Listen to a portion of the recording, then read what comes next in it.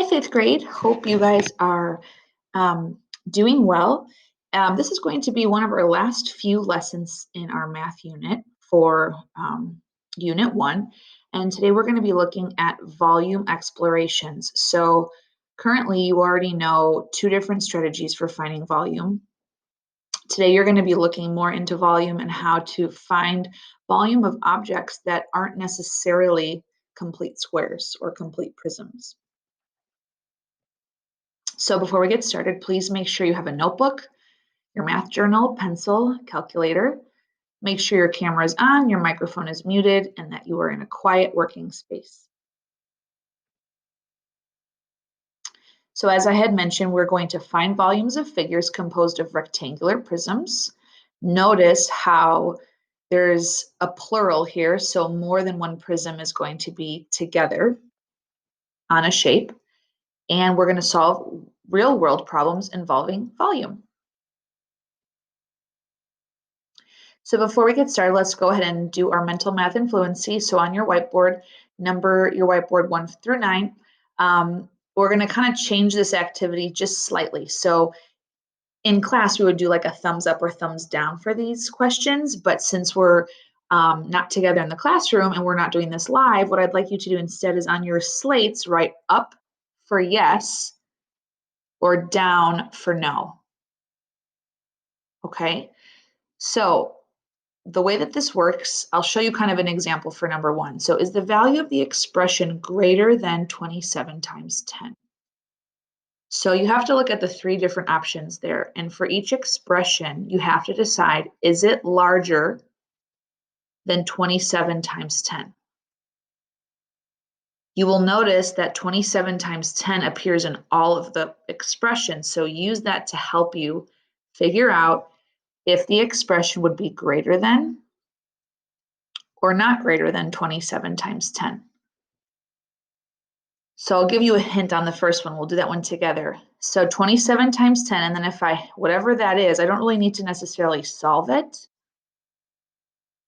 I know it's 270, but I don't necessarily need to solve it to actually answer this problem. And that's really what I want you to focus on, is just looking at the expression and knowing kind of right away, is it greater than or less than? So in this case, is it greater than 27 times 10? Well, whatever the answer to 27 times 10 is, I'm then subtracting 50. So I know that the expression has to be less than 27 times 10. So I would say no for this one. It is not greater than 27 times 10. So thumbs down, right? 2 plus 27 times 10. Okay, we'll do the 1 star together, and then I'll have you do the 2 and the 3 on your own. So again, I have 27 times 10 right there in parentheses. Again, I don't need to solve that. It's the same thing as it was before. It's not changing. But now I'm adding 2 to it. So is the expression getting larger than 27 times 10, or is it getting less than 27 times 10? You should have said yes, thumbs up, because the expression is greater than 27 times 10. Let's try the last one together, and then I'll let you do the others on your whiteboard. 2 times 27 times 10. Greater than 27 times 10? Or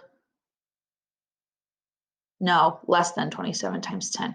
What is happening to the 27 times 10 here? You should have said it's getting bigger. It's getting 2 times bigger. Again, I don't need to solve these problems. You shouldn't be solving these problems, 5th grade. You should just be doing this in your head just by looking at the expression. So go ahead and try the rest. Okay, so let's take a look at the rest of the answers. So you should have said up, up, up. You should have said up, up, down. Okay, so let's move on to a quick review. So we have discussed 2 different formulas for finding volume. What are the 2 different formulas for finding volume? Take a minute to ask yourself and answer that.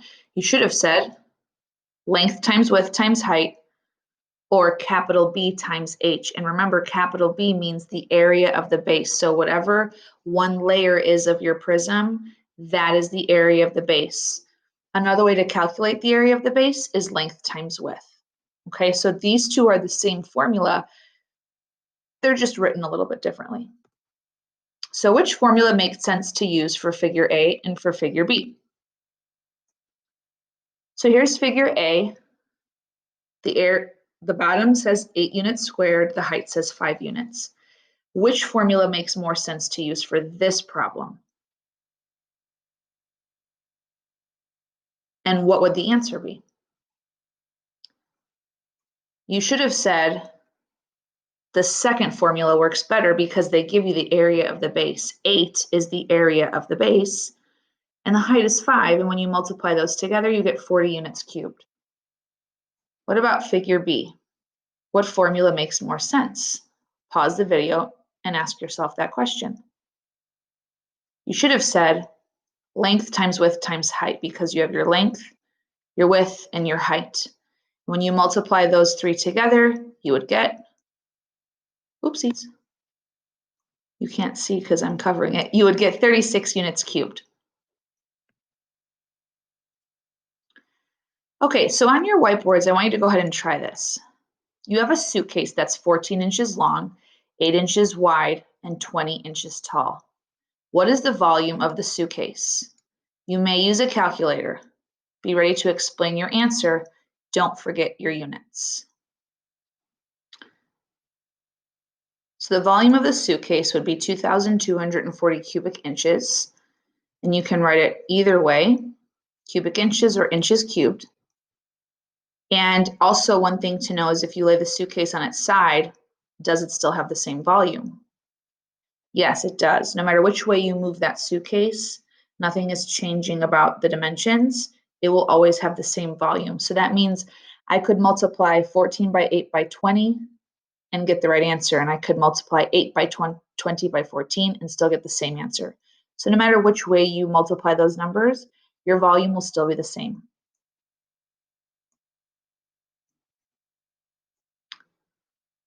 So as I had mentioned, you could do 14 times 8 times 20, or you could have found the area of the base, which would have been 14 times 8 in parentheses times 20. Again, you're still getting the same answer.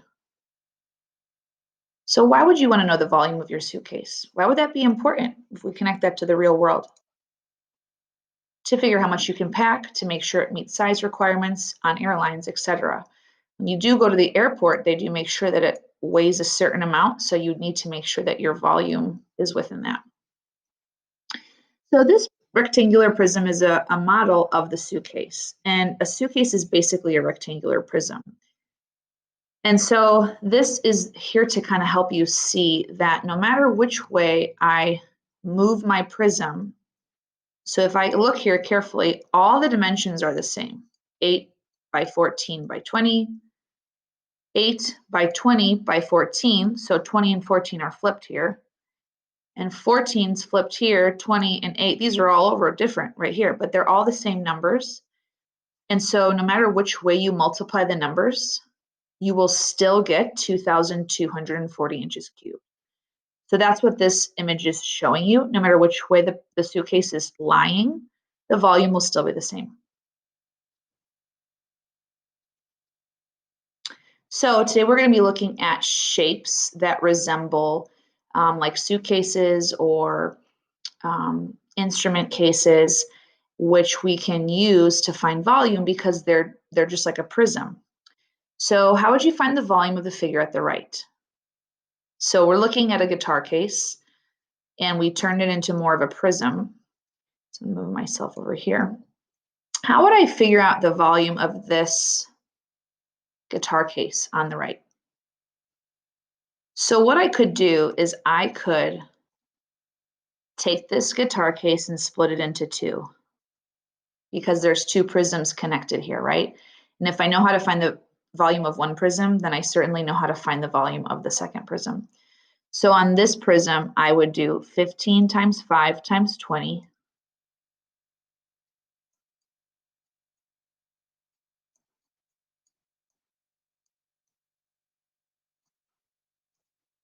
and that's 1,500. So I'm going to put 1,500 right here.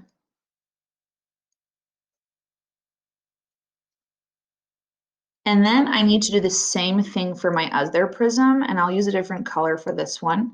So this is length times width times height would be 21 times 5 times 5. Again, you can use your calculators for these because these are larger numbers, and in today's lesson I did tell you could use a calculator. So 21 times 5 times 5, that gives you 525. So then what do you think I have to do with both of these numbers to find the total volume? I would need to add them.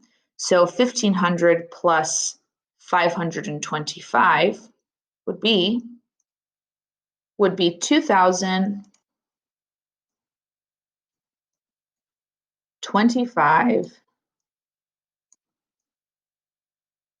inches